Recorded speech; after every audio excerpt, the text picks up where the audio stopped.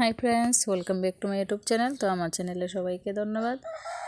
তো আজকে তোমাদের সাথে নিয়ে চলে এলাম ছোট্ট একটি ব্লগ। তো পুরো ব্লগটা দেখতে থাকো। তো আজকে ফাল্গুন মাসের শেষ দিন।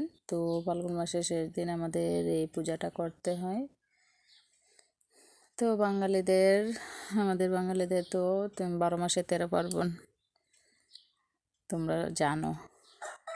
তো তোমাদের সাথে একটু শেয়ার করছি আজকের পূজাটা। তো ফাল্গুন মাসের শেষের দিন ভোরবেলা উঠে সূর্য ওঠার আগে এই নিয়মটা করতে হয়। তো আমি একদিকে বাদ দিয়ে চলে এলাম। তো বাড়ির চারিদিকে দিতে হয় পূর্ব, পশ্চিম, উত্তর, দক্ষিণ।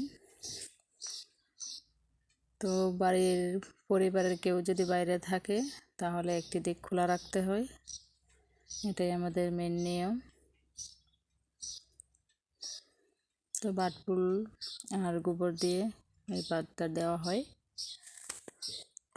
তো ফ্রেন্ডস, তোমাদের মধ্যে কার কার আছে এই নিয়মটা অবশ্যই কমেন্ট করবে, আর ভালো লাগলে ভিডিওটি অবশ্যই লাইক শেয়ার করবে।